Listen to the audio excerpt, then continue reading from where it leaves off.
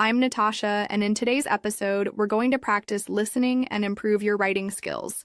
By the end of this episode, you'll not only be able to understand real-life stories better, but also learn how to express them in your own writing. If you're new here, remember, every day we upload new videos to help you improve your English in a fun and interactive way. So don't forget to press the like button and subscribe for more. Now, let me ask you a few questions before we start. Have you ever had a moment when you learned something new that completely changed the way you think about something?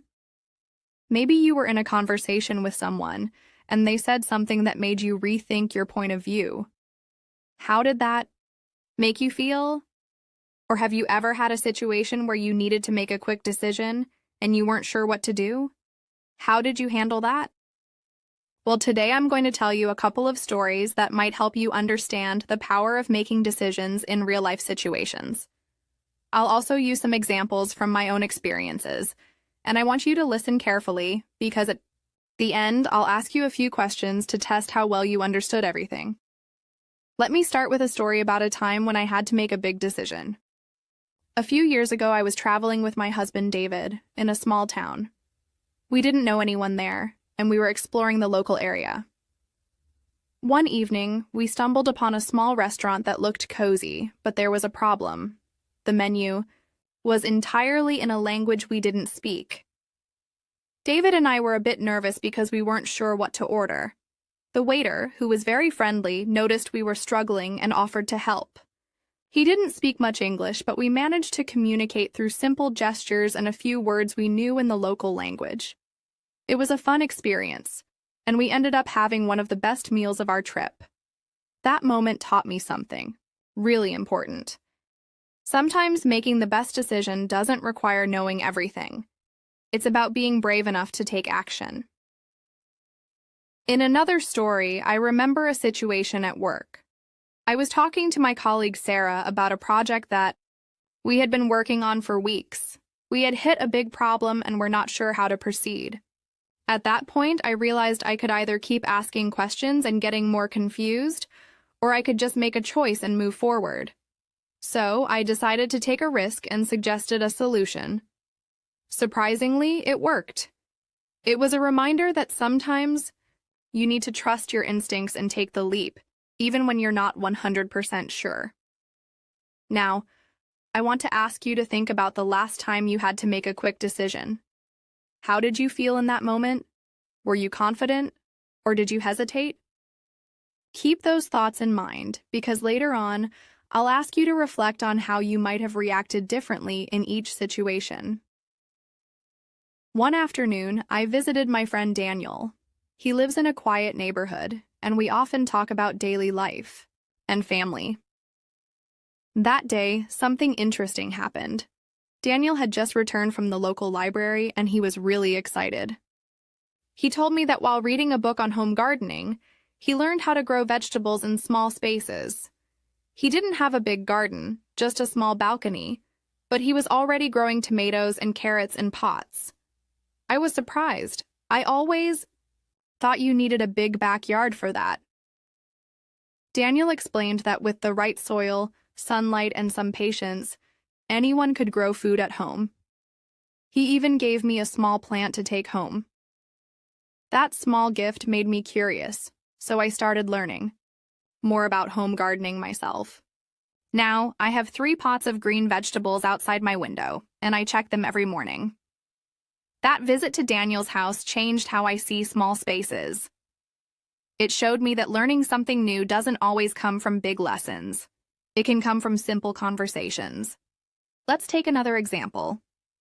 Last month, I was shopping at the market when I saw a man drop his wallet. He didn't notice and walked away quickly. People around were busy and didn't seem to notice, but I picked it up and ran after him. His name was James. He was very thankful and said he had just taken out money to pay for his rent. If no one had returned the wallet, it could have caused big problems for him. We stood and talked for a few minutes, and he said something I still remember.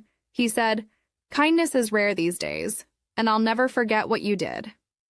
That short moment reminded me how small actions can leave a strong memory. It also made me think. What would I want others to do if I were in the same situation? Now here's something for you to think about. Have you ever helped someone you didn't know? What was their reaction? How did it make you feel afterward? If you haven't had that chance yet, think about what you would do if you saw someone in trouble or needing help. These are great things to write about. You can practice by writing a short story about a real or imagined situation where you helped someone or someone helped you. Next, let me tell you about my cousin Emma. She is a school teacher and always has interesting stories from her classroom. One day, she told me about a student named Ben who used to be very quiet. He never joined group activities and often sat alone. Emma noticed this and started giving him small tasks that made him feel included, like handing out papers or leading the line. Over time, Ben started to open up. He even made a speech during school assembly about his dream of becoming a scientist. Emma said it took time, but watching Ben grow gave her one of the happiest feelings she ever had as a teacher. It shows how attention and encouragement can change someone's confidence and future. After hearing that, I started paying more attention to the people around me, at work, at the store, even neighbors. Sometimes just saying hello or smiling can make someone's day better. So here's another question for you. Can you think of someone who made you feel better with just a kind word or a small action? Maybe it was a teacher, a friend, or even someone you don't know well. Try writing about that moment. What happened? What did they say? Why did it stay in your memory? Let me tell you a longer story now, one that really made me think about how we handle problems in everyday life. A few years ago, my friend William moved to a new town because of his job. Everything was new for him: the people, the streets, the workplace, even the grocery stores. He told me it was hard in the beginning because he didn't know anyone and didn't feel comfortable speaking with strangers. His job involved talking to customers all day, so he had no choice but to improve his communication skills quickly. The first week, he told me, he made a few mistakes. He would sometimes say the wrong word or misunderstand what the customers were asking for. At first, he felt embarrassed and wanted to give up. But one day, an older customer named Mr. Parker came in and said something very kind. He said, "It's okay to make mistakes. What matters is that you're trying your best." That small moment gave William the motivation to keep going. From that day, William started writing down new phrases he heard during the day. When he got home, he would look them up and practice using them in sentences. He even started speaking, slowly and clearly with his customers, asking politely if he didn't understand something. Little by little, he became more confident. After 2 months, his manager praised him for his great customer service, and William felt proud of how far he had come. Now here's something interesting. William also started helping new workers who joined the company. He remembered how hard it was for him, so he didn't want anyone else to feel lost or alone. That experience not only helped him grow, but it also made him someone others could depend on. Think about this. Have you ever had to do something that made you feel nervous or unsure? Maybe it was speaking English with someone new or giving a short talk in front of your class or team. What helped you push through that fear? If you're not sure how to start, try writing about a moment where you had to be brave, just like William. It could be something small, maybe asking a question in English or making a phone call. These moments matter, and they help build your confidence. Let me share another example, this time about a woman named Rachel. She runs a small bakery in her neighborhood. She didn't go to a big cooking school. In fact, she started learning how to bake from her grandmother when she was a child. After her children grew older, she decided to turn her love for baking into a business. At first, she made simple bread and cookies at home and gave them to neighbors and friends. One day, her neighbor Thomas asked if she could bake a cake for his daughter's birthday.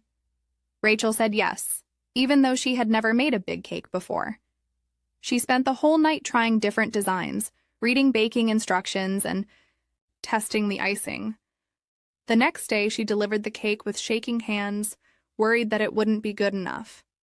But when Thomas's daughter saw it, she smiled and said it was the best cake she had ever seen.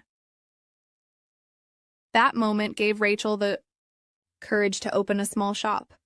She didn't have much money, but she had passion and support from her community. She put up a small sign, and people began to visit. Some days were hard. Sometimes she sold only a few items, but she never gave up. Slowly, more people heard about her bakery, and now, years later, her shop is always full of happy customers. People say they don't just go for the food. They go because Rachel always welcomes them with kindness. This story teaches us something very important. You don't need to wait for the perfect time. You don't need everything to be ready. You can start with what you have, where you are. Whether it's speaking a new language, starting a project, or helping someone in need, the first step is often the hardest, but it's also the most important. So I want you to think about a time when you started something new. Maybe you were unsure. Maybe you were scared, but you did it anyway. How did you feel? What did you learn from it? Try writing about that. Use simple sentences and focus on real actions and feelings. This will help you improve your writing and also remember important lessons from your own life. Now let's hear one more story. This one is about Michael, a bus driver in a small town. Every morning, Michael wakes up at 4:30 to start his day. He drives the same route every day, picking up students and workers, stopping at the same places. Most people think it's just a simple job, but there's something special about Michael. He greets every single passenger with a warm, "Good morning." He remembers people's names. He notices if someone is sad or tired and says kind words to lift their mood. One winter morning, a young boy named Adam was riding the bus. Adam had just moved to the town, and he didn't have any friends yet.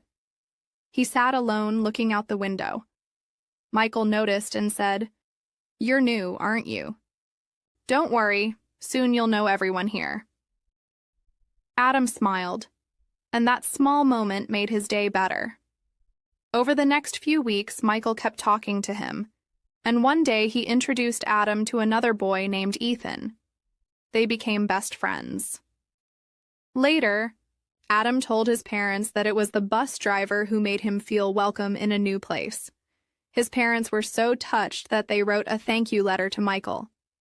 It might seem like a small thing, but for Adam, it was something he would remember forever. This story reminds us that we don't need to do big things to make a difference. Sometimes just noticing someone, saying a kind word, or smiling can change a person's whole day. These small actions show care, and they make our world a better place. So now I'll ask you, can you think of someone in your life who made you feel better with a simple word or kind action? Was it a neighbor, a teacher, a shopkeeper, or even a stranger? How did they help you? What did you learn from that moment? Try to write about it in your notebook. It can be short or long. What matters is that you practice expressing your ideas clearly. There's a man named Daniel. He lives in a quiet town and works as a technician in a local repair center. His job is to fix things like washing machines, ovens, fridges, and all kinds of home equipment. Daniel is not the kind of person who talks a lot, but he always listens carefully. He is known in his town as someone you can trust. People like him because he does his work honestly, he doesn't charge too much, and he explains the problem in simple words. Now, something interesting happened a few years ago. A young couple, Benjamin and his wife Laura, had just moved into the area. Their washing machine stopped working only a week after they moved in. Laura didn't know anyone in the neighborhood yet, so she asked a woman at the local shop for help. The woman smiled and said, "Call Daniel, he's the best." So Laura called Daniel and he came to their home. He looked at the washing machine and noticed that the problem was not serious. He fixed it quickly. But instead of just leaving, he said, "Let me explain what the issue was. That way, if it happens again, you'll know what to check first." He sat with Laura and showed her a small part that had come loose. Then he gave her a short list of tips for how to avoid the same problem in the future. Laura was surprised. Most repair workers she met in the past just fixed the issue, took the money, and left. But Daniel made sure she understood what happened. She thanked him, and later when Benjamin came home, she told him, "I think we just met the kindest person in this town." From that day, whenever something needed fixing, whether it was the oven, the heating system, or even a broken light switch, they called Daniel. Over time, they became good friends. Daniel would come over sometimes, not only for repairs, but also just to have tea and talk. Laura even said that Daniel reminded her of her father back home, honest, patient, and always ready to help. Months passed, and one winter, Benjamin had a small accident at work. He slipped and hurt his leg and had to stay home for a few weeks. Laura was worried because it was hard to manage everything alone. One morning, Daniel came over to check their heating system, and he saw that Benjamin was resting on the sofa. Laura explained what had happened, and without saying much, Daniel got up and started helping. He fixed the heater, then noticed their back door had a broken hinge, so he repaired that too. Before leaving, he said, "If you need anything, just call. I'm nearby." That kind of kindness is rare, and Laura and Benjamin never forgot it. Later, Benjamin told me, "Daniel didn't just help with machines. He helped us feel like we had someone to rely on, and that's not something you can buy." This story shows us something very important. Good communication is not only about using fancy words or speaking fluently, it's about making others feel understood and safe. When Daniel explained things clearly and took time to listen, people trusted him more. He didn't try to impress others with difficult language. Instead, he used simple, clear words. That's something all of us can learn from. You see, when you are learning English, many people think, "I need to use big words." But no. What matters more is clarity and connection. Can people understand you? Can they feel your message? If yes, then you are already a good communicator. Now I want you to think about someone in your life who communicates well. Maybe it's your teacher, your coworker, your parent, or even a neighbor. What makes them easy to understand? Do they speak slowly? Do they explain things step by step? Try writing about that person. Describe how they speak and how they make you feel. This writing exercise will help you think about how to improve your own speaking and writing in English. Let me share another story now. This one is about a woman named Grace. She works as a nurse in a health center. Every day, she talks to patients from different backgrounds. Some speak English well, some don't. Some are worried, some are in pain. Her job is not only to give medicine, but also to make people feel calm and safe. One day, an elderly man named Mr. Howard came to the center. He didn't speak much English, and he looked nervous. Grace walked up to him, smiled, and said slowly, "Hello, my name is Grace. I'm here to help. Are you in pain?" He didn't answer at first, so she showed him a small card with pictures. One picture showed a sore head, another showed a hurting back, and so on. Mr. Howard pointed to the picture of the chest. Grace nodded and wrote it down. Then she gently helped him sit and told the doctor. During the next 20 minutes, Grace stayed close to him, holding his hand and speaking with simple, soft words. Mr. Howard slowly began to relax. After he was treated, he said something quietly. "Thank you. You made me feel okay again." Grace smiled and said, "That's why I'm here." Later, her coworker asked her, "How do you stay so patient every day?" And Grace answered, I just try to treat everyone like I would treat my own father or mother. I use simple words, kind eyes, and a little time. That's all they need. This story reminds us that the way we speak matters. When you speak in English, try to speak with care, not speed. Try to use words that are easy to understand. Even if your vocabulary is small, if your tone is warm and clear, people will feel it. You don't need perfect grammar to show kindness. You need good attention, respect, and a friendly heart. Let me ask you, have you ever helped someone understand something difficult? Maybe you explained a rule, or gave directions, or helped someone fill a form. How did you do it? What words did you use? Were you patient? Try to remember that moment and write about it. These real-life examples are great for learning how to write better, and they also help improve your listening skills because they make you think more deeply about how English is used in daily life. And now, there's another person I want to tell you about. His name is Stephen. He runs a small workshop where he makes furniture by hand. He builds tables, chairs, cabinets, and beds. But he does it in a special way. He doesn't use machines for everything. He believes in the old style, using hand tools and working slowly to make each piece strong and beautiful.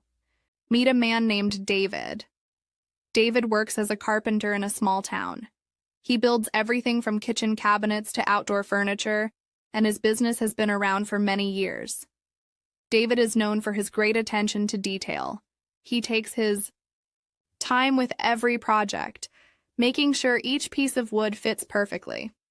But what makes David even more special is the way he connects with his customers. He listens carefully to what they want, and he never rushes through the work. His philosophy is simple. The more time I spend making something, the better it will be. One day, a woman named Mary came to David with a request. She wanted a custom dining table for her family. She explained that her family was very special to her, and she wanted the table to represent the love and memories they shared. She said, "It's not just a table. It's where we come together to celebrate birthdays, holidays, and even simple dinners. I want it to be something beautiful." David listened carefully to her story. He knew this project would be different from all the others he had done. After hearing Mary's words, he said, "I'll build something for you that will last a lifetime. Something that will be the center of your family's memories." David took his time to design the perfect table for Mary's family. He chose the wood carefully, selecting only the finest pieces that would not only look good, but also last for many years. He made sure the table was large enough for her entire family to sit around comfortably, and he even added small details like rounded edges to make it safer for young children. During the building process, David would often call Mary to give updates, explaining every step of the process. He didn't just want to build the table, he wanted her to feel involved in the journey, and he always made sure to use simple, clear language when he explained things, making sure that Mary understood each step. When the table was finished, David invited Mary to come and see it.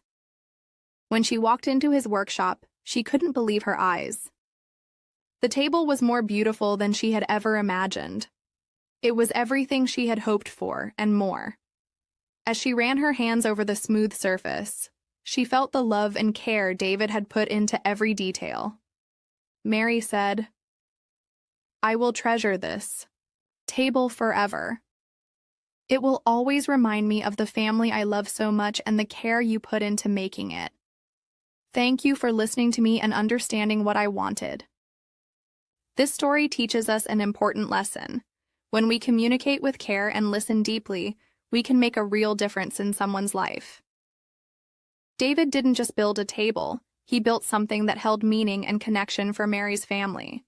Now, let's think about how we can apply this lesson in our own English learning journey.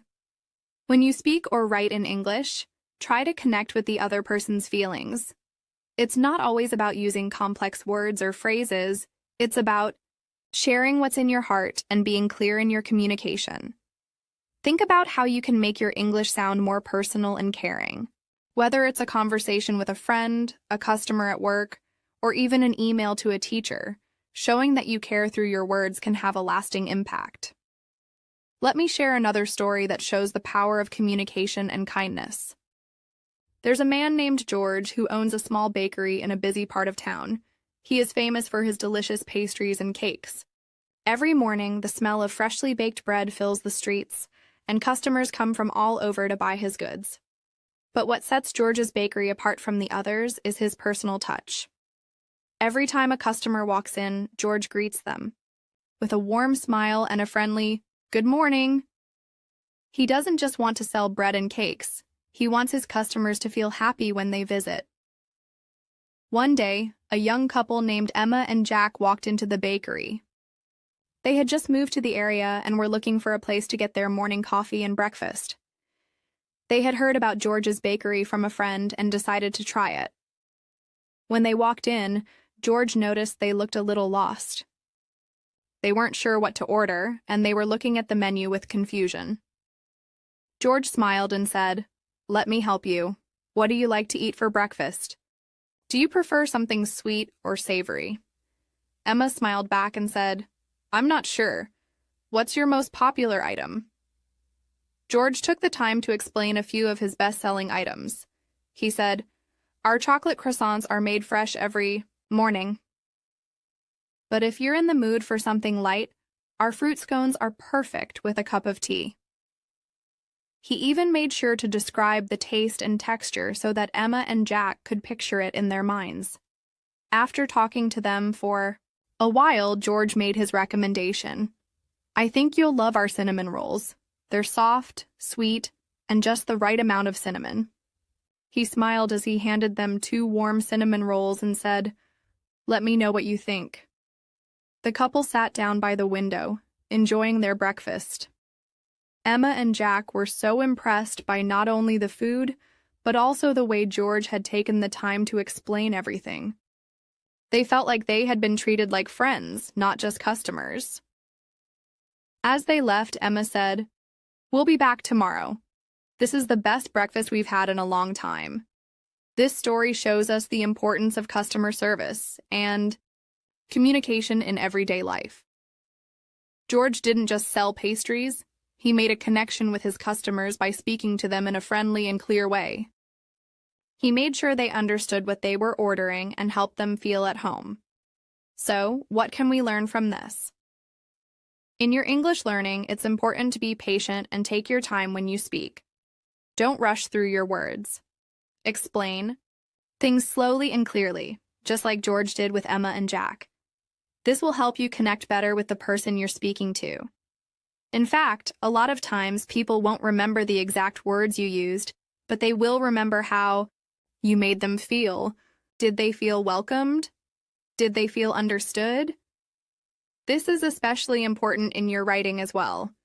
When you write an email or a message, try to make the reader feel like you are speaking directly to them. Use simple language that everyone can understand and always remember to be polite and kind. Let me tell you one last story about a man named Thomas, who works as a local librarian. He's been working in the library for over 20 years and knows every book in the place.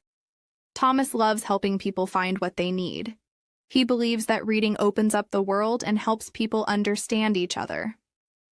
One afternoon, a young man named Jack walked into the library.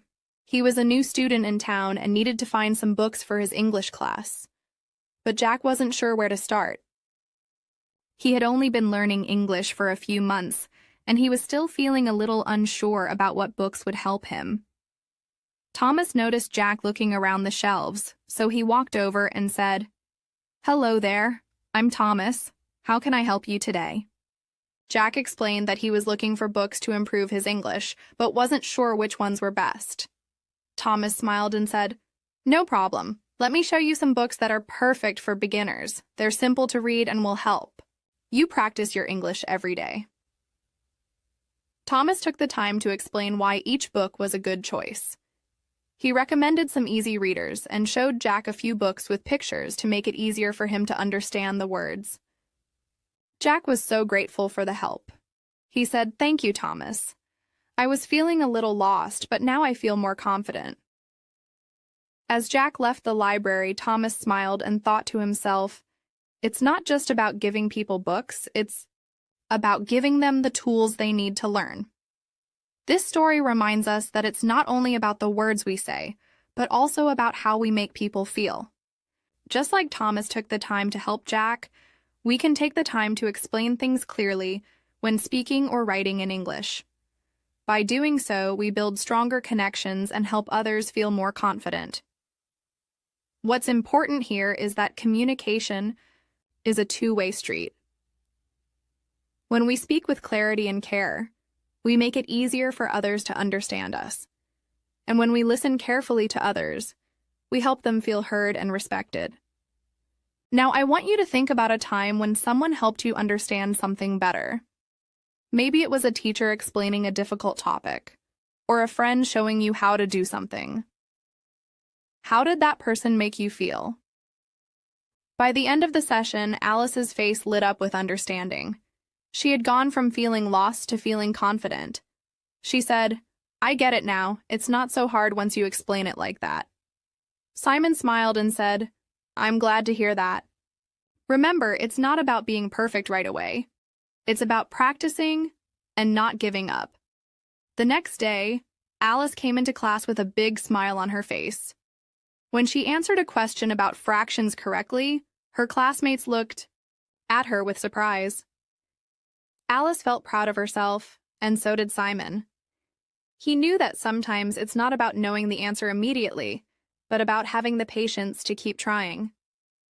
This story shows us how important it is to be patient with ourselves and others when learning something new, especially in a language.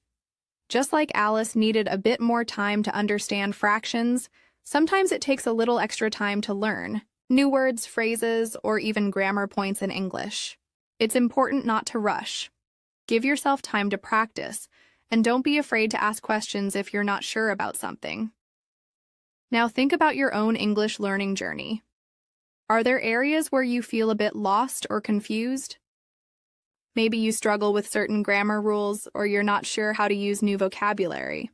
Just like Alice in the story, you can take your time to understand.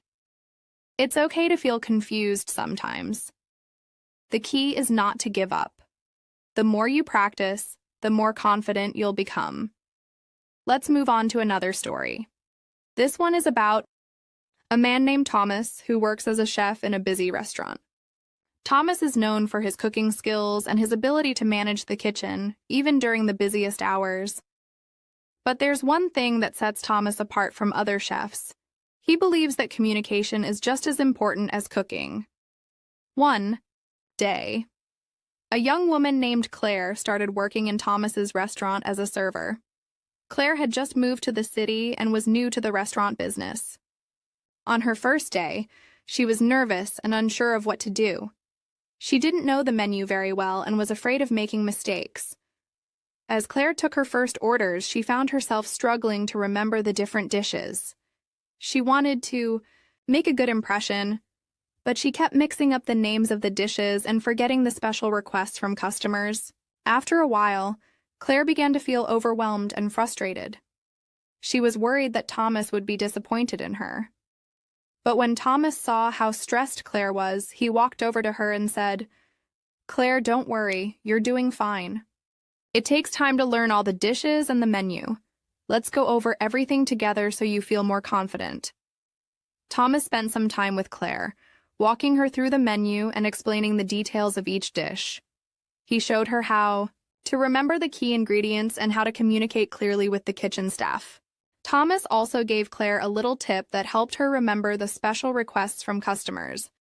Whenever you take an order, repeat it back to the customer. It helps you remember and it shows them that you're paying attention. With Thomas's help, Claire began to feel more confident. She no longer felt like she was struggling to remember everything. Over the next few weeks, Claire became more comfortable with the menu and the restaurant's routines. She learned how to communicate better with the kitchen staff, and her orders became more accurate. Thomas's approach was simple. He took the time to teach Claire in a way that worked for her. He didn't just give her instructions. He communicated with her in a way that helped her understand, and he made sure she felt supported as she learned. This story reminds us that communication is not just about talking. It's also about listening and helping others understand. In your own English learning, you can use this approach. If you're learning something difficult, take the time to repeat it, practice it, and talk through it with someone who can help. Don't be afraid to ask questions, and don't worry if you don't understand something right away. Everyone learns at their own pace. Just like Thomas helped Claire feel more confident in her job, you can help yourself feel more confident in your English skills by practicing and asking for help when you need it. If you don't understand a word or a phrase, look it up, ask a teacher or a friend, and keep practicing. The more you do this, the easier it will become. Let's take a moment to reflect on the importance of clear communication in everyday life. When you're speaking or writing in English, make sure your words are clear and simple. Try to explain things step by step, just like Thomas did with Claire. If you're not sure how to say something, take your time.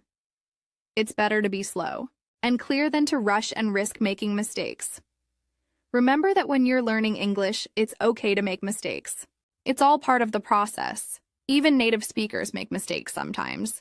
The key is to keep practicing and learning from those mistakes. Now, I want you to think about your own experiences with communication. Have you ever been in a situation where you didn't understand something, but someone took the time to explain it to you in a way that helped? How did that make you feel? Write down your thoughts and reflect on how important it is to communicate clearly and with patience, whether you're speaking in English or any other language. This kind of patience and understanding is essential for building strong relationships, both in language learning and in life. So, as you continue your English learning journey, remember to be patient with yourself and others. Whether you're speaking to a friend, a teacher, or a colleague, always take the time to listen, explain, and understand. Clear communication is the key to success. One day, David was overseeing a large construction project that had a strict deadline. The workers on the site were under a lot of pressure to finish on time, and David knew that the project's success depended on everyone working together. He had a team of skilled workers, but there were a few new team members who had just joined. These new workers were still learning the ropes, and David knew that it was important to help them feel comfortable and confident in their roles. David gathered his team together at the start of the day and said, "All right, team, today is an important day. We have a lot of work to do, but I know we can get it done. I need everyone to communicate clearly, especially the new team members. If you're unsure about something, don't be afraid to ask questions. The more we talk to each other, the better. We'll work together." David's words set the tone for the day. As the workers got to work, David made sure to check in with everyone, especially the new workers. One of the new workers, a young man named James, was struggling with understanding the blueprints for the project. He had only recently started working in construction and wasn't familiar with reading complex plans. James felt embarrassed and didn't want to ask David for help because he didn't want to look inexperienced. But David noticed that James was having trouble and approached him with a friendly smile. "Hey, James, how's it going? I see you're looking at the blueprints. Is there anything I can help you with?" David asked. James hesitated, but then admitted, "I'm not really sure how to read this part of the blueprint. I've never worked on something like this before." David nodded and said, "That's okay, James. You're doing great. Let me show you how to read this section of the blueprint. It's important to understand the symbols, and once you do, it will make more sense." David patiently explained how to read the blueprints, pointing out the symbols and measurements. He used simple words and made sure that James understood each step before moving on to the next part. By the end of the day, James was feeling much more confident. He understood the blueprints better and was able to contribute to the project. David had taken the time to help him, and that made all the difference. James now felt like he was part of the team, and he appreciated how patient and supportive David had been.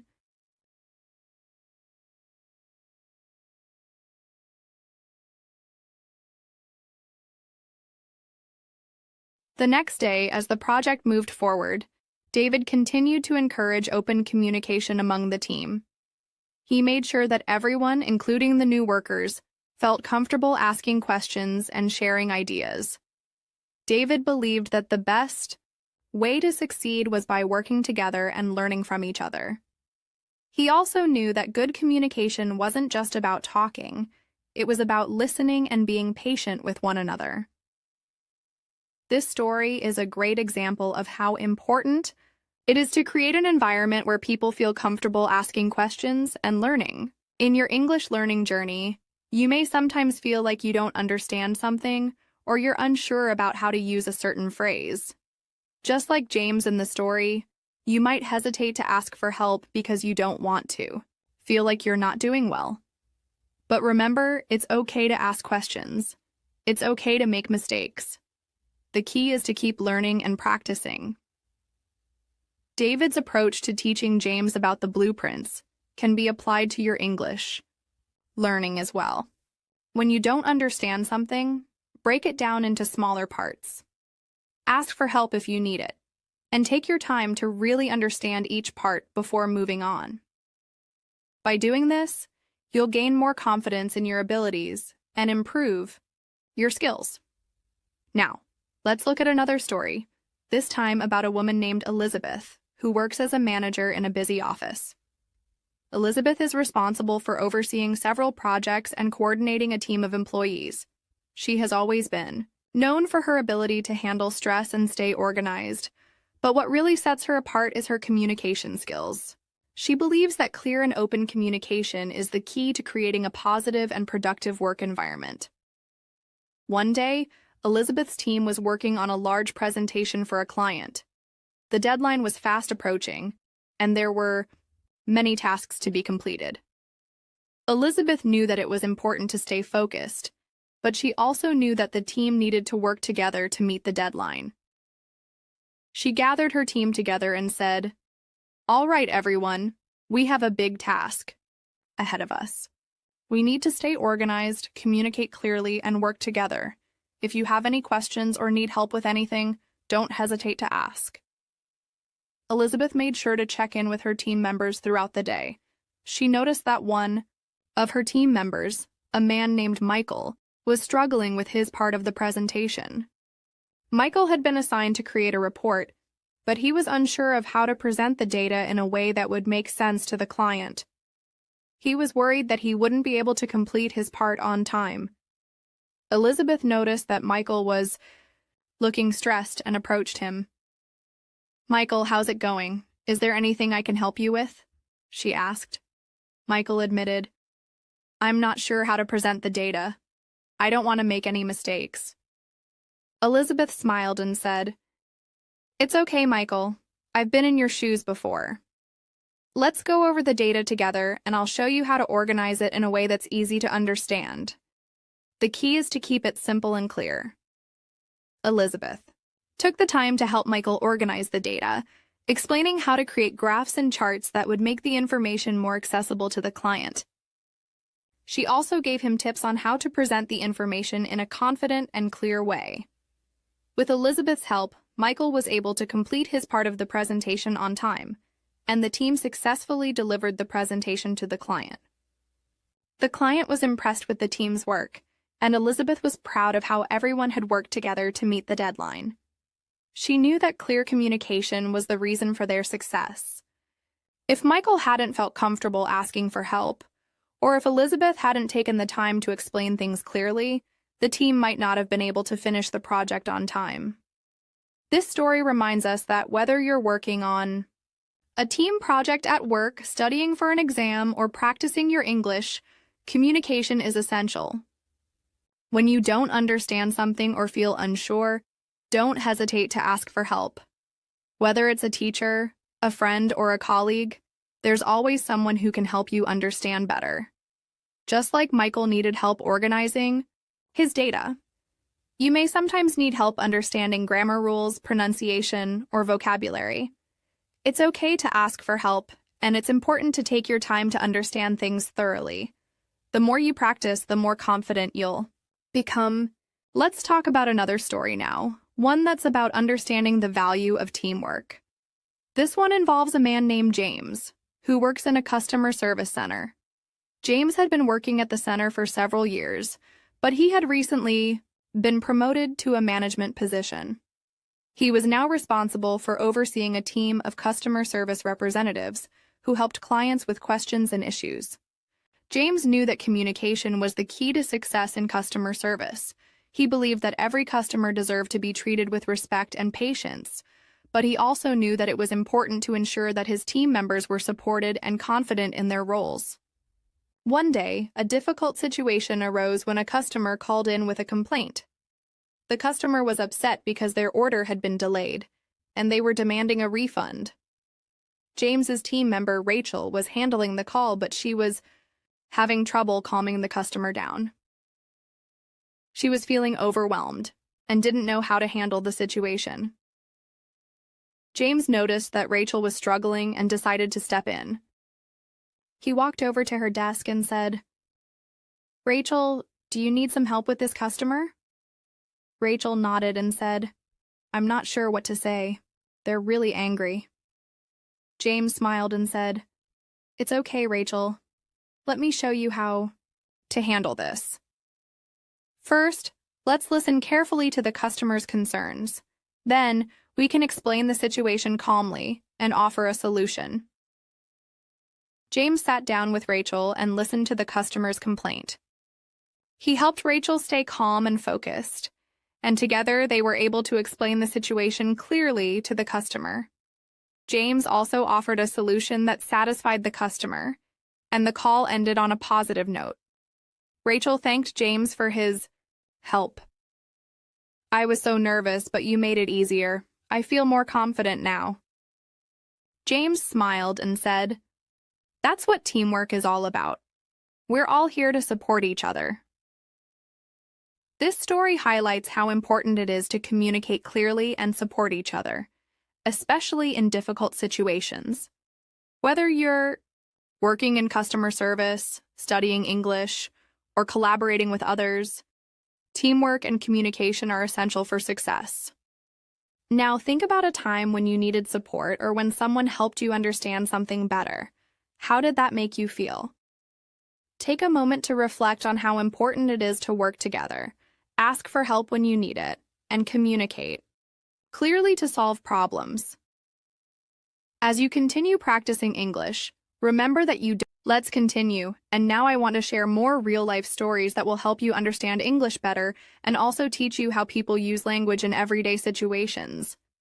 These stories will include simple vocabulary, natural expressions, and real conversations. You'll not only practice listening, but you'll also get ideas for writing about life events in English. So listen carefully and try to imagine each scene in your mind. Now let's talk about a man named Thomas. Thomas is a firefighter. He lives in a small town with his wife and 2 children. He works at the local fire station, and his job is very important. He doesn't only put out fires. He also helps people during emergencies, like car accidents, floods, and sometimes even when someone is stuck in an elevator. One of the most important skills in Thomas's job is communication. He must speak clearly and quickly, especially when there's danger. One day, Thomas was at the fire station. It was early morning, and the team was drinking tea after checking their equipment. Suddenly, the emergency phone rang. A house in the next neighborhood was on fire. Thomas and his team put on their gear quickly and jumped into the fire truck. As they drove to the location, Thomas got a message on the radio. "There are people still inside." When they arrived, smoke was everywhere. Thomas saw a woman in front of the house. She was crying and shouting, "My husband is inside! He went back to get our dog!" Thomas calmly said, "We're going in. Please stay back and stay safe." His voice was strong but kind. It helped the woman feel a little more calm. even in a scary moment. Inside the house, it was hard to see. Smoke filled the rooms, and the fire was spreading. Thomas used his flashlight and called out, "Sir, can you hear me? Where are you?" A voice came from upstairs. "I'm here in the bedroom." Thomas followed the sound, found the man holding a small dog, and quickly helped them both out of the house. When they got outside, the man was coughing, but he was safe. He said, "Thank you. You saved us." Thomas replied, "You're welcome. I'm glad you're okay." This story shows how powerful calm words can be. Even during a fire, Thomas used his voice to guide, support, and save. His words were short, clear, and full of care. Now let me tell you about another person. Her name is Olivia. Olivia is a nurse who works in a care home for elderly people. Every day she checks on the residents, gives them medicine, talks to them, and listens to their stories. Some of the people she cares for are very old, and they sometimes forget things or get confused. Olivia knows that speaking slowly, using simple words, and listening patiently is very important. There's one woman in the care home named Mrs. Green. She is 87 years old. She used to be a teacher, and she loves telling stories about her past. But sometimes she forgets what day it is, or she repeats the same question again and again. One morning, Mrs. Green asked Olivia, "Is it Sunday today?" Olivia smiled and said, "No, Mrs. Green, today is Wednesday." 5 minutes later, Mrs. Green asked the same question, "Is it Sunday today?" Instead of getting frustrated, Olivia gently answered again, "No, it's still Wednesday, but Sunday is coming soon." Then Mrs. Green said, "Oh, I used to go to church every Sunday. I would wear my best dress and walk with my husband." Olivia saw that Mrs. Green felt happy remembering those days. She said, "That sounds lovely. What color was your favorite dress?" Mrs. Green smiled and said, "It was blue. My husband said I looked like the sky." Olivia laughed softly and replied, "I think blue must be your color then." This small moment made Mrs. Green feel happy and heard. Olivia didn't just do her job, she connected. That's how language brings comfort. Even repeating simple answers with kindness can make someone feel loved. Next, I want to share a story about a man named Robert. He works in a repair shop. People bring their broken tools, machines, and electronics to him. Robert is good with his hands, but he is also good with his words. He knows that many people don't understand how machines work, so he explains things in simple ways. One afternoon, a man named Peter came to the shop with a broken washing machine part. He looked upset and said, "I don't know what's wrong. It just stopped working, and I don't want to buy a new one." Robert looked at the part and said, "Let me take a closer look. I think the motor is damaged." Peter looked confused. "What does that mean?" Robert smiled and said, "It's like the heart of the machine. It gives power to spin. Right now, your machine's heart is tired." Peter said, "So can it be fixed?" Robert replied, "Yes, I can fix it. It will take a day. I'll call you tomorrow when it's ready." Peter looked relieved. "Thank you. I was worried I'd have to buy a new one." Robert said, "No need. We fix things here." The next day, Peter came back and Robert showed him the fixed part. He even explained how to take care of it better. "Just clean the filter once a month and don't overload the machine. It'll last longer."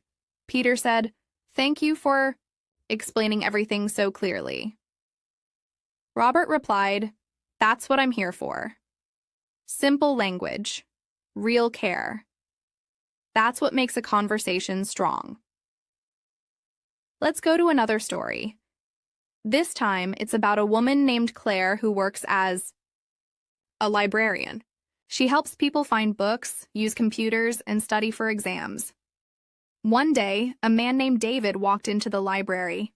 He looked tired and stressed. Claire noticed and asked, "Hi there, can I help you?" David said, "Yes, I'm looking for books to study for a job interview. I haven't had one in many years and I'm nervous." Claire said, "Don't worry, I can help. What kind of job is it?" David replied, "It's for a job in customer service. I need to practice speaking clearly and answering questions." Claire led him to a shelf with books on interviews and speaking skills. Then she said, "We also have a quiet room where you can practice speaking out loud." David was surprised. "That sounds perfect. I didn't know that." Claire smiled. "That's why I'm here. And if you want, I can help you practice." Over the next few days, Claire and David met in the library. She asked him questions like, "Why do you want this job?" and "What are your strengths?" David practiced answering slowly and clearly. He learned how to stay calm, think before he speaks, and use positive words. After the interview, David came back to the library smiling. "I got the job. Thank you for helping me." Claire said, "I'm so happy for you. You did all the hard work." This is how libraries are more than just books. They are places where communication builds confidence and support. Now let's continue with more stories that are easy to understand and full of useful everyday English. Each one will help you improve your listening and writing skills because they show real conversations and life moments. If you imagine the scenes as you listen, it will help you remember words better and feel more confident when you speak or write in English. Let's start with a story about a woman named Sarah. Sarah is a mother of 3 children. She lives in a small town, and every morning she prepares breakfast, packs school bags, and helps her kids get ready. Her husband, Michael, works as a bus driver. He leaves home early, so Sarah handles most of the morning routine. One day, she decided to teach her children how to manage small tasks on their own. "James, please pack your lunch," she said to her oldest son, who was 10 years old. "But I don't know what to take," he replied. Sarah smiled and said, "Let's make a list together. You can choose a sandwich, 1 fruit, and a snack." He nodded and said, "Okay, I'll take a cheese sandwich, an apple, and some crackers." Sarah was proud. "Great choice. You're learning fast." By doing this, Sarah was not only teaching responsibility, but also using clear, simple English to guide her children. This kind of daily talk is helpful for learning how to give instructions and have friendly family conversations. Later that week, something small but meaningful happened. Sarah's daughter, Emily, spilled milk on the table during breakfast. She looked scared and said, "Sorry, Mom." Instead of getting angry, Sarah replied gently, "It's okay, Emily. Everyone makes mistakes." "Let's clean it up together," Emily said. "Can I help?" Sarah gave her a cloth and said, "Of course. Helping is a great way to learn." These small family moments show how kindness and good communication work together. Using simple words, being patient, and staying calm all help in building strong relationships and useful language skills. Now let's hear about a man named Daniel. Daniel owns a small grocery store in his neighborhood. He opens his shop every day at 7 in the morning. People in the area like his shop because he is friendly, honest, and always ready to help. One afternoon, a woman named Helen came in with her little son. She was looking for cooking oil and sugar. "Hello, Daniel. Do you have cooking oil?" she asked. Daniel said, "Yes, we do. It's on the second shelf to your left." Helen looked around and said, "Oh, yes, I see it. And where is the sugar?" Daniel pointed and replied, "Right next to the tea. Would you like a small bag or a large one?" "I'll take the small one today," Helen said. While Daniel was packing her items, her son asked, "What's that sound?" Daniel smiled and said, "That's the fridge. It keeps the milk and butter cold." The boy was curious. "Can I look inside?" Daniel nodded and said, "Sure, but be quick. It needs to stay cold." The child opened the fridge, peeked in, and laughed. "So many bottles." Daniel laughed too and said, "Yes, milk for everyone in the neighborhood." This is a great example of everyday English. Simple questions and answers, clear directions, and friendly small talk can teach you how to speak naturally. Now I want to tell you about a young man named Paul. Paul is studying to become an electrician. He goes to a training center during the week, and on weekends, he helps his uncle fix things around the house. One Saturday, his uncle's kitchen light stopped working. "Paul, can you check the light?" his uncle asked. "Sure," Paul said. "First, let's turn off the main switch." He climbed up on a small ladder and checked the wires. "Looks like the bulb is fine. The wire connection is loose." His uncle watched and asked, "Can you fix it?" Paul nodded. "Yes, I just need a screwdriver." He fixed the connection, turned the power back on, and the light came back. "Good job," his uncle said. Paul smiled. "Thanks. I'm learning fast." His uncle replied, "You're doing great. One day you'll have your own business." This type of story is helpful because it uses clear action words and tools people use in daily life. Listening to these kinds of conversations will help you learn how to describe actions and fix problems using English. Now let's visit another character. Her name is Anna. She works at a bakery. Every morning she starts at 5 a.m. She bakes bread, cakes, and cookies. Her shop smells wonderful, and many people come to buy fresh food. One morning, a man named George walked in. "Good morning," Anna said with a big smile. "Good morning, Anna," George replied. "Do you have any rye bread today?" Anna said, "Yes, it just came out of the oven. Would you like one loaf or two?" George said, "Two, please. One for home and one for my neighbor." Anna wrapped the bread and said, "That's kind of you. Sharing bread is sharing happiness." George laughed. "That's true. My neighbor is a good man. He helped me fix my fence last week." Anna added a small cookie to his bag. "This is a gift. Say thank you to him for me." George smiled and said, "You're always so thoughtful." Simple language, natural conversation. These moments help us learn how to be polite, thankful, and friendly in English. Next, we have a story about Mark. He is a plumber. One day, he got a call from a woman named Grace. Her kitchen sink was leaking. "Hello, is this Mark?" Grace asked. "Yes, speaking," he said. "My sink is leaking. Can you come today?" Mark replied. "Yes, I can be there in 1 hour." When he arrived, Grace showed him the problem. Water was dripping onto the floor. Mark said, "Let me take a look. It's the pipe under the sink." He turned off the water, removed the pipe, and said, "This pipe is old. It needs to be replaced." Grace asked, "Do you have a new one?" Mark said, "Yes, I always carry extras." He fixed it in 20 minutes. Grace looked happy and said, "Thank you, Mark. You saved my kitchen." Mark replied, "You're welcome. Call me if you need anything else." This is a great example of service-related English. You can learn how to describe problems, ask for help, and offer solutions using clear and polite words. Now, let's hear a story about David.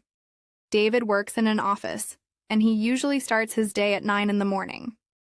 He takes the bus to work every day, and on the way, he reads the newspaper or checks his email on his phone. One Monday morning, David noticed that the bus was very late. Many people at the stop were waiting and looking at their watches. A woman standing beside him looked worried. "Excuse me," she said. "Do you know if the bus is coming soon?" David replied, "I'm not sure, but it's usually here by now. Maybe there's traffic." She nodded and said, "I have a meeting at 9:30. I hope I'm not late." David smiled and said, "Me too. I work at Greenway offices. Where do you work?" "At the city hospital," she said. "I'm a nurse." They talked a bit more while waiting. Finally, after 15 minutes, the bus arrived. As they both got on, David said, "I hope your meeting goes well." She smiled and said, "Thank you. Have a good day." That short conversation is a great example of how strangers speak politely and naturally. Notice how they greet each other, explain their problems, and show understanding. These are the kind of simple conversations that can help you sound more confident and friendly in English. Now let's visit another story, this time about Lisa and her husband Thomas. They run a small farm outside of town. Every morning, they wake up early and check the chickens, the cows, and the vegetable garden. One Saturday morning, they noticed that their fence was broken. Thomas said, "Looks like the wind knocked it down last night." Lisa replied, "Yes, we need to fix it before the cows walk out." Thomas nodded. "I'll get the wooden planks and some nails." As they worked together, they talked about the week. Lisa said, "I think we should plant more carrots next season. People really like them." Thomas said, "Good idea. And we can also try growing more spinach." Lisa smiled. "That will be great. The market customers always ask for fresh greens." Later, when they finished fixing the fence, Lisa brought out 2 cups of tea. "Here, let's take a short break," she said. Thomas sat down and said, "We make a good team." Lisa replied, "Yes, working together always makes things easier." This type of conversation helps you learn how couples or partners talk during their daily tasks. They use clear, simple English to discuss problems, make plans, and encourage each other. If you imagine their situation while listening, you can learn how to talk about daily tasks, teamwork, and planning. Now let's hear about a woman named Rachel. She is a primary school teacher. She teaches young children how to read, write, and count numbers. One day, she noticed that one of her students, Ben, was very quiet in class. He didn't raise his hand, and he looked a little sad. At break time, Rachel sat next to him. "Ben, is everything okay?" she asked. He looked down and said, "I forgot to do my homework." Rachel smiled gently. "It's all right. Did something happen at home?" Ben nodded. "My baby sister was sick last night. I helped my mother take care of her." Rachel placed her hand on his shoulder and said, "That was very kind of you. Family is important. You can finish your homework during free time." Ben smiled. "Thank you, Miss Rachel." Later that day, Ben completed the homework. Rachel praised him in front of the class. "This is great work, Ben. Thank you for trying your best." The class clapped, and Ben felt proud. This story shows the value of kindness, support, and using soft, caring words. Teachers often use this kind of English when they speak to children, slow, clear, and warm. It also shows how to deal with difficult moments using empathy and understanding. Let's now meet another character, Peter. Peter is a delivery driver. He brings packages to people's homes and businesses every day. One morning, he had to deliver a big box to an apartment building. The box was heavy and there was no elevator. As he was carrying it up the stairs, a man opened his door. "Do you need help with that?" the man asked. Peter smiled and said, "That would be great. It's for apartment 3B. The man said, "I'm heading that way. Let's do it together." They carried the box up 2 floors. When they reached 3B, the customer opened the door. "Wow, thank you both," Peter said. "No problem. Your table has arrived." The man helping him said, "Happy to help. I'm just next door in 3A. The customer laughed. "Nice to meet you, neighbor." This story teaches you how to offer help, accept help, and express thanks. These are common things we do every day, and knowing how to say them in English is very useful. You also hear friendly small talk, which helps build trust and kindness between people. Let's hear another story about Catherine. She runs a small sewing shop where she makes clothes, repairs jackets, and fixes zippers. One afternoon, a man named Adam came into her shop with a torn sleeve. "Hello," he said. "Can you fix this jacket?" Catherine took a look. "Yes, the sleeve needs new stitching. I can fix it by tomorrow." Adam smiled. "That's perfect. It's my favorite." "Jacket," Catherine asked. "Would you like regular stitching or stronger thread?" Adam said, "Stronger thread, please. I wear it often." Catherine noted it down. "All right, you can pick it up tomorrow at 5. The next day, Adam returned and saw his jacket looking new again. "Wow, this looks great." "Thank you," Catherine smiled. "It's ready for many more adventures." This kind of short exchange teaches you how to explain problems, request a service, and respond politely. It also shows how to talk about your preferences and schedule. Now let's talk about a man named Henry. He works at a hardware store. One afternoon, a woman named Laura came in. "Hello," she said. "I need a hammer and some nails." Henry replied, "Sure. Are you fixing something at home?" Laura said, "Yes, I'm building a small shelf for my books." Henry walked her over to the right aisle. "Here's a good hammer, and these nails are strong enough for wood." Laura picked them up. "Thanks. Do you sell wood as well?" Henry said, "Yes. What size do you need?" She thought for a moment. "Something about 3 feet long." He helped her measure the wood, then carried it to the counter. Laura said, "Thank you for all the help." Henry replied, "You're welcome. Good luck with your shelf." This shows how shopkeepers help customers by asking questions, giving advice, and using everyday English. Words like strong, measure, carry, and size are useful in many situations.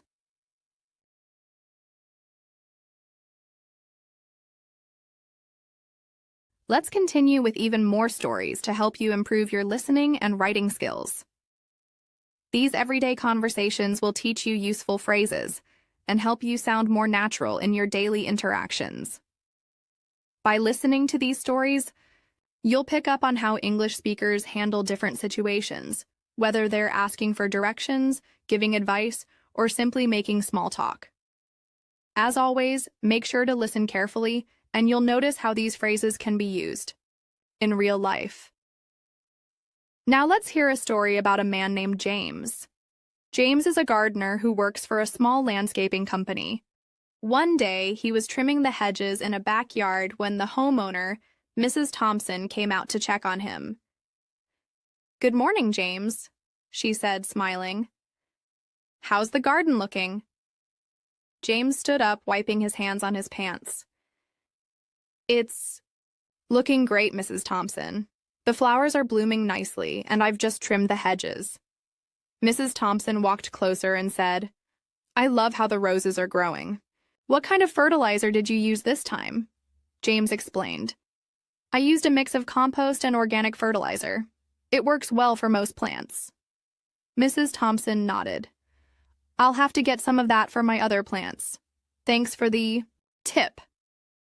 As James finished trimming, he asked, "Would you like me to water the garden before I leave?"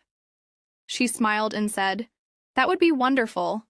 I'll take care of the rest." Before leaving, James said, "All done, Mrs. Thompson."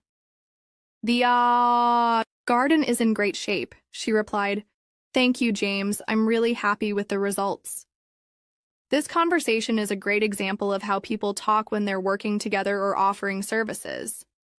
James uses polite language, offers help, and gives useful advice. Mrs. Thompson expresses gratitude and shares her thoughts about the plants. You can see how simple, polite phrases are used to show appreciation and discuss work. Next, let's hear about Lucy, who is a local chef at a popular restaurant. One busy evening, she was talking with her assistant, Tom, about the day's orders.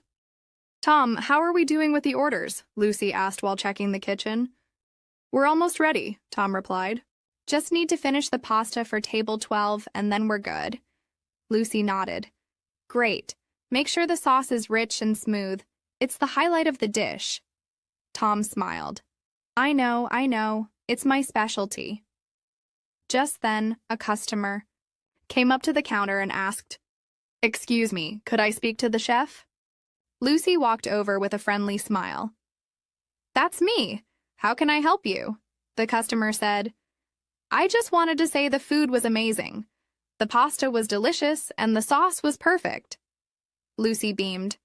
"Thank you so much. I'm glad." "You enjoyed it? What did you think of the dessert?" The customer laughed. "I loved it. I'll definitely come back next week," Lucy replied. "We'll be happy to see you again." This short interaction shows how people in the restaurant business greet customers, handle feedback, and continue to provide excellent service. It's a good example of expressing thanks, making recommendations, and responding to compliments. Now let's talk about another character, John. John is a mechanic who works at a car repair shop. One morning, he received a call from a customer named Sarah. "Hi, John, this is Sarah. My car is making a strange noise when I start it. Can you take a look?" John replied, "Sure, Sarah. Bring it in and I'll check it out. It might be the engine or the battery." "I'll be there in about an hour," Sarah said. When Sarah arrived, John took a quick look under the hood. "It looks like the alternator is loose. That's likely causing the noise. I can fix it for you today, but I'll need to order a new part." Sarah nodded. "How long will it take?" John said, "It'll take about 2 hours. If you'd like, you can wait here, or I can give you a ride to the cafe down the street." Sarah smiled. "I'll take a walk around. I'll be back in about an hour." A couple of hours later, Sarah returned to the shop and John had the car ready. "All done," John said. "I replaced the alternator and it's running smoothly now." Sarah looked under the hood. "Thanks, John. You always take care of my car." John grinned. "It's my job. Have a good drive." This conversation shows how mechanics talk to customers about repairs, give advice, and explain what needs to be done. It also shows how Sarah asks for help and gets clear information about the situation. Learning how to talk about problems, schedules, and fixes is important, especially if you ever need to take your car to a repair shop. Next, let's meet a woman named Claire. Claire is a real estate agent, and one day she was showing a house to a couple, Mark and Anna, who were thinking about buying it. "This house is perfect," Anna said, walking through the living room. "I love the big windows and the modern design." Claire smiled. "I'm glad you like it. The house has 3 bedrooms, 2 bathrooms, and a spacious backyard. It's in a great neighborhood, too." Mark asked, "What's the price?" Claire replied, "The asking price is $250,000, but the seller is open to negotiation." Anna looked at Mark and said, "What do you think?" Mark shrugged. "I think it's a good deal. We've been looking for something like this for a while." Claire explained, "The property is also close to public transport and schools, which is great if you have kids or need to commute." Mark and Anna nodded, talking quietly about the house's features. After a few minutes, Mark turned to Claire and said, "We'd like to make an offer." Claire smiled. "Great. I'll help you with the paperwork." This conversation shows how real estate agents explain property details, answer questions about pricing, and discuss features of a house. It also shows how buyers express their thoughts and make decisions. Learning how to ask questions about real estate, prices, and conditions is very useful if you're ever in a situation like this. Let's move on to another story about Emma, who works as a librarian in a small public library. One afternoon, a teenager named Sam came in, holding a book in his hands. "Hi, I finished this book," Sam said, walking up to the counter. "Can I borrow another one?" Emma looked at the book. "I see you finished The Hobbit. Did you like it?" Sam smiled. "Yeah, it was really cool. I want something similar, maybe about adventure or magic." Emma thought for a moment. "How about Harry Potter? It's a great adventure story with magic, and there are lots of books in the series." Sam's eyes lit up.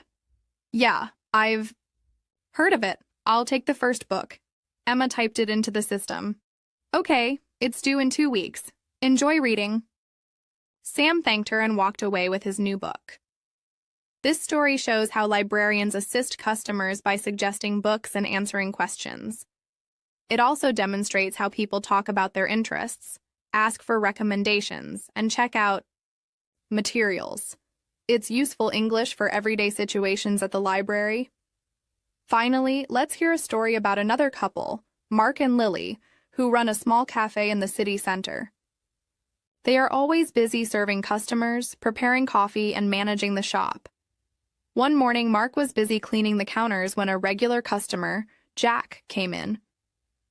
"Good morning, Mark," Jack said. "I'll have my usual black coffee and a croissant." Mark smiled and nodded. "Coming right up, Jack. How's your week been?" "It's been good. Just busy at work," Jack replied, sitting down at a table. "But I'm glad to be here." Lily came out from the kitchen with a tray. "Here you go, Jack. Your coffee and croissant." Jack smiled. "Thanks, Lily. Everything always tastes better here." Mark leaned over the counter and said, "We try our best." Jack laughed. "Well, it shows." This simple conversation shows how customers and cafe workers interact daily. They use friendly, casual language to greet each other, order food, and share how their day is going. These are just a few more examples of how everyday conversations happen in different situations. By listening closely to these stories, you'll improve your understanding of how English speakers talk in the... Let's continue with more helpful and friendly stories that are full of useful English. These stories will help you understand how people speak in everyday life, whether at home, work, or out in public. When you hear real-life conversations, you learn not only grammar and vocabulary, but also how to sound more natural when speaking. Let's dive into a new series of stories using clear and simple English. Today, let's talk about a young woman named Olivia. Olivia works as a receptionist at a medical clinic. She is friendly, helpful, and always speaks politely to patients. One Monday morning, a man named Daniel walked into the clinic. He looked a little nervous. Olivia smiled and said, "Good morning, sir. How can I help you today?" Daniel replied, "Hi, I have an appointment with Dr. Carter at 10 o'clock. Olivia, check the computer. "Yes, I see your name. Daniel Smith, right?" "Yes, that's me," Daniel answered. Olivia said kindly, "You're right on time. Please take a seat in the waiting room. Dr. Carter will call you soon." Daniel sat down. A few minutes later, he came back to the front desk. "Excuse me. Could you tell me how long the wait is?" Olivia said. "Of course. It should be about 10 more minutes. There's just one patient ahead of you." Daniel nodded. "Thanks. I'm a little nervous.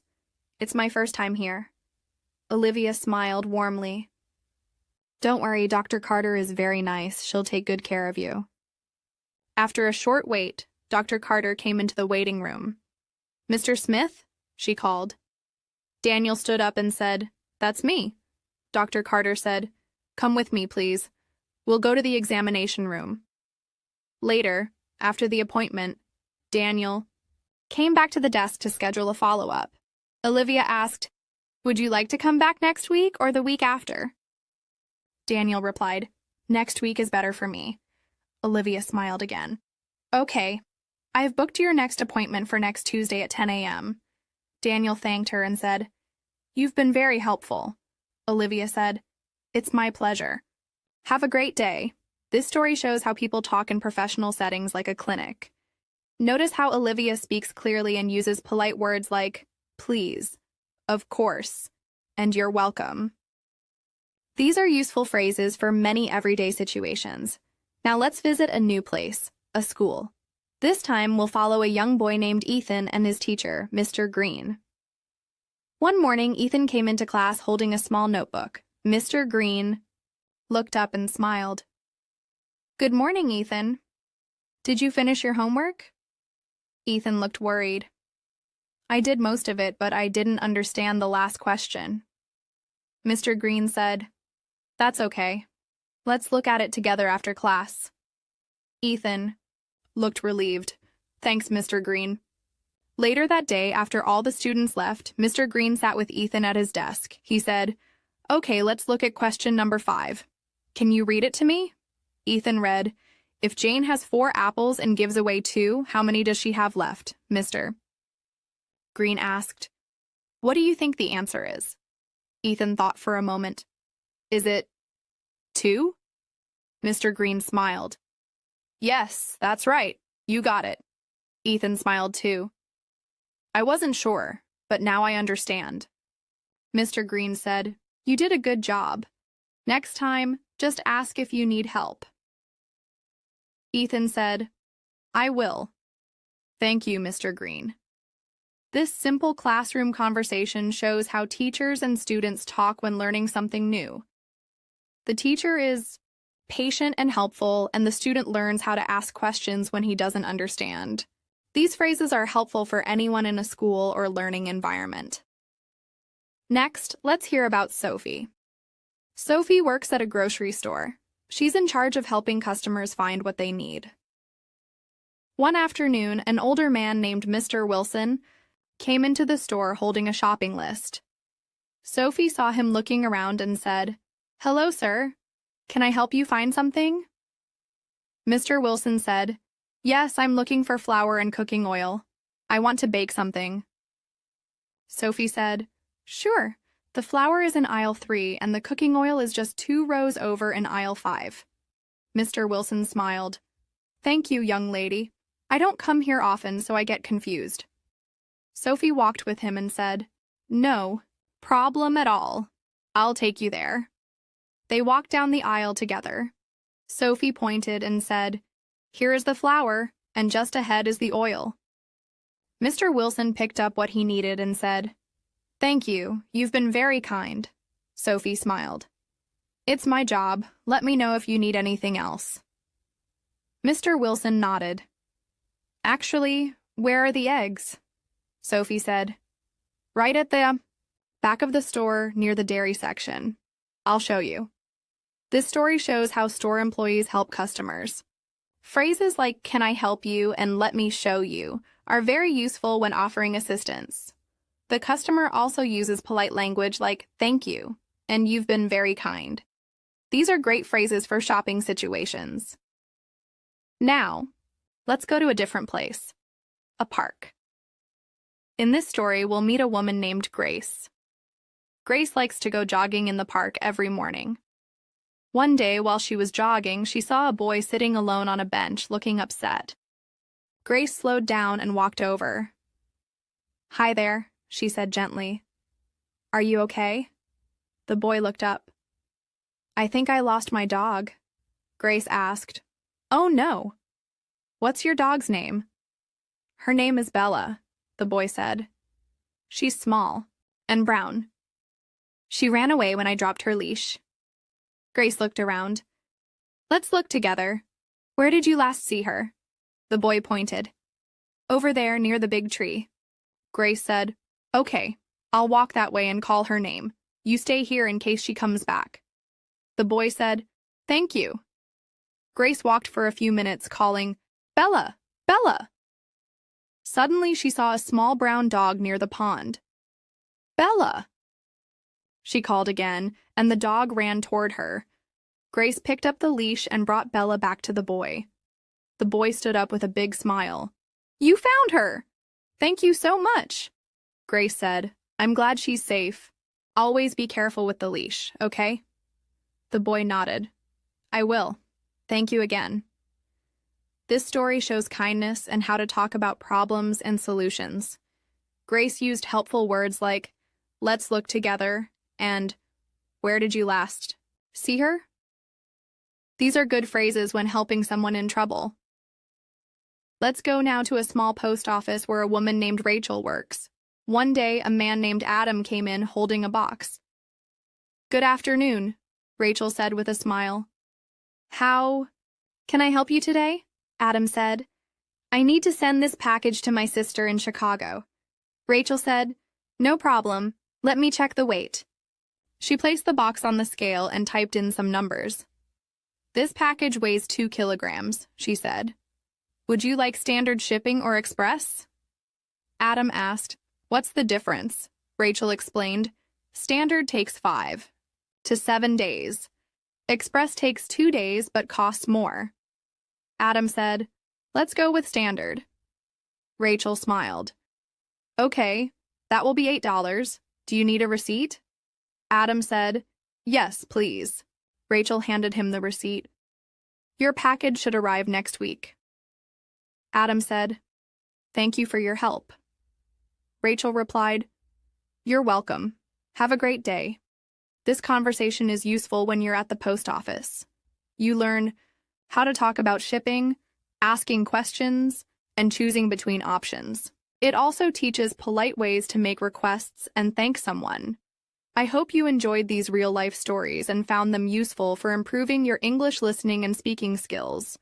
Remember, listening to everyday conversations like those at a clinic, store, or post office can really help you sound more natural and confident when you speak. If you found these stories helpful, don't forget to hit the like button and subscribe to the English Pod community for more lessons like this. Each episode is designed to help you learn English step by step, whether you're at the beginner, intermediate, or advanced level. Keep practicing and listening, and you'll see how much you can improve in your English skills. Thank you for tuning in today. I'll see you in the next episode.